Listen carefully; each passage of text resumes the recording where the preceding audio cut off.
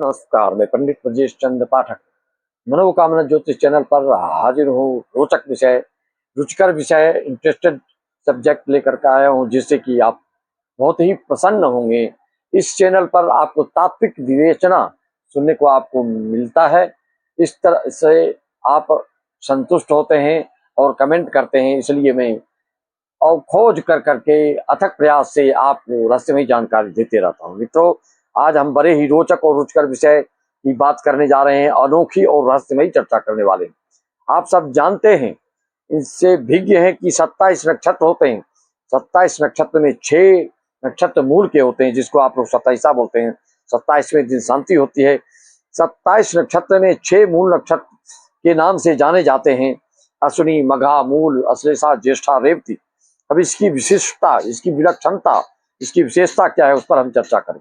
सर्वप्रथम आप देखते हैं ग्रहों में नाम, जैसे कि सूर्य, चंद्र, मंगल, बुध, गुरु, शुक्र, शनि, राहु, केतु का अंतिम नाम आता है। लेकिन नक्षत्रों में सबसे पहले केतु के नक्षत्र का नाम आता है अश्विनी।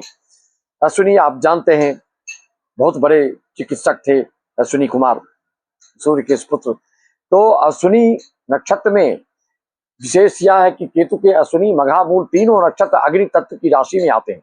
अश्विनी से मेष राशि बनते हैं, तो मघा से सिंह राशि और मूल से धनु राशि।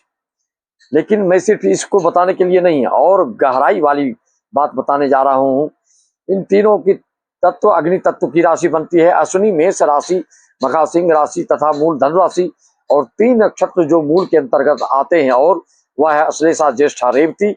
श्री गणेश मूल से, अंत भी मूल से कैसे होता है उसको जानना चाहिए। मूल का तात्पर्य सिर्फ नामकरण नहीं है, सिर्फ नाम नहीं है।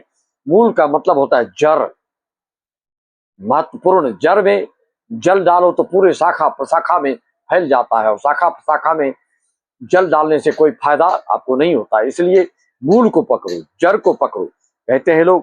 इसलिए मूल का क्या तात्पर्य, मूल का मतलब जड़ है। और मूल इसलिए आप केतु राहु में देखेंगे आकाश पाताल का फलादेश में अंतर आता है।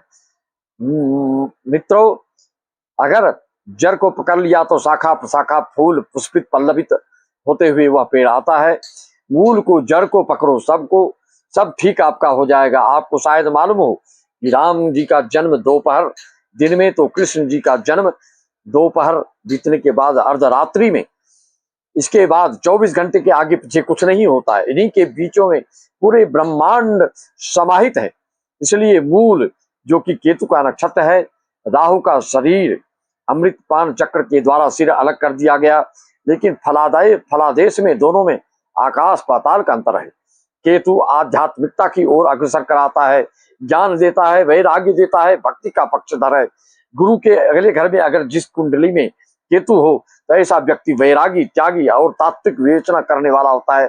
संसारिकता में उसका मन नहीं लगता है, नश्वरता को समझने वाला होता है, चकाचौंध से दूरी बनाने वाला होता है, भौतिकता को यह तुच्छ दृष्टि से देखने वाला होता है, मोह माया को समझने वाला होता है।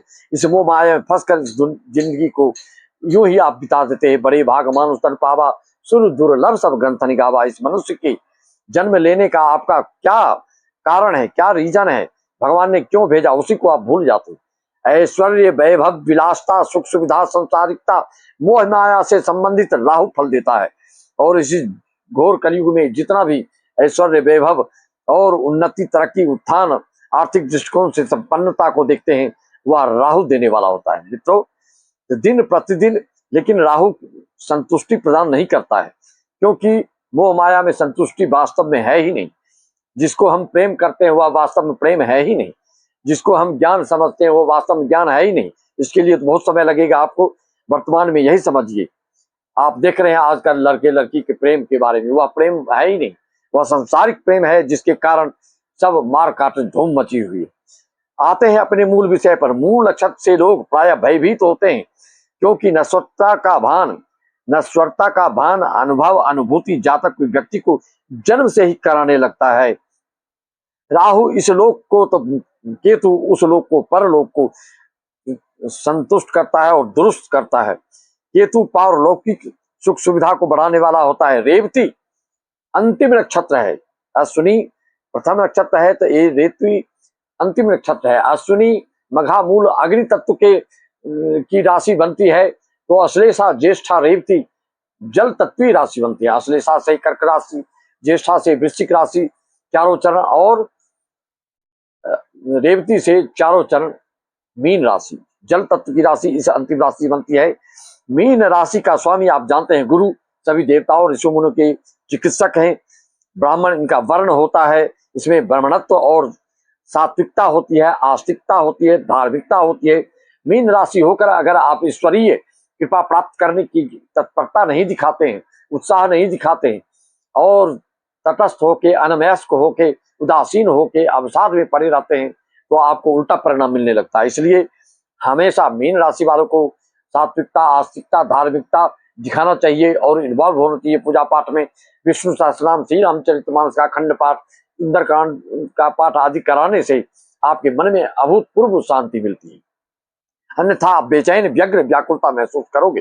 मित्रों, ब्राह्मण वर्ण होता है, धर्म कर्म बहुत फलीभूत होता है मीन राशि वालों के लिए। और अश्विनी प्रथम केतु के नक्षत्र, तो अंतिम 27वां नक्षत्र रेवती का, दोनों मूल के अंतर्गत आते हैं। यह 6 नक्षत्र अश्विनी मघा मूल अश्लेषा ज्येष्ठा रेवती। इस तरह से आप समझें इस बात को कि अभी सिंह राशि वालों के लिए रेवती नक्षत्र में शनि चल रहे हैं, और शनि मीन राशि में है, और मीन राशि में आप जानते हैं उत्तरा भाद्रपद नक्षत्र में जिसका जन्म होता है वह भी मीन राशि का होता है। तो गुरु से यहाँ पर पूर्ण दृष्टि शनि पर पड़ रहे हैं, और शनि रेवती नक्षत्र में चल रहे हैं। रेवती नक्षत्र का मतलब ये होता है कोई कार्य, कोई नौकरी से संबंधित हो, या व्यवसाय से संबंधित हो, या धार्मिकता से संबंधित हो, कोई बीच में किसी कारण से आप रुक गए थे, अवरोध आ गया था, ब्रेक लग गया था, वह पुनः शुरू हो गया होगा। श्री गणेश करने का मौका आ चुका आपके हाथ में। श्री गणेश कीजिए, चाहे घर लेना हो, मकान लेना हो, वाहन लेना हो, सत्संग करना हो, भागवत सुनना हो, श्री रामचरित खंड पाठ कराना हो, जो भी मन में बात थी और रुक गई थी करते करते, उसका पुनरुद्धार, पुनः उसका श्री गणेश करने का मौका आपके हाथ में आ चुका है। तो श्री गणेश करिए।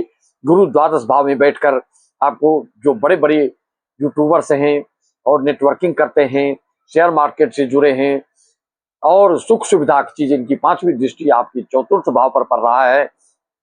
तो भवन, महान, वाहन, मकान आदि के लिए यह आपको आशीर्वाद प्रदान कर रहे हैं। 12 वर्ष के बाद, पुष्य नक्षत्र के बाद, या शनि नक्षत्र के बाद इसमें आएंगे, बुध के नक्षत्र में आएंगे, जिससे कि इनकी तारतम्यता, शनि गुरु केतु की तारतम्यता, केतु आपके सिंह भाव में, सिंह राशि में चल रहे हैं, शुक्र की युति बना करके चल रहे हैं।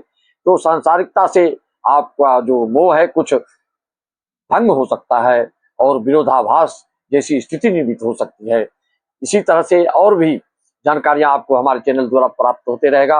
विशेष जानकारी अगले वीडियो में इसी तरह से सारगर्भित प्राप्त होगी आपको। मैं अपनी वाणी को इसी वाणी के साथ विराम देते हुए समस्त देश विदेश और भारतवर्ष के सभी यजमानों को नमन वंदन।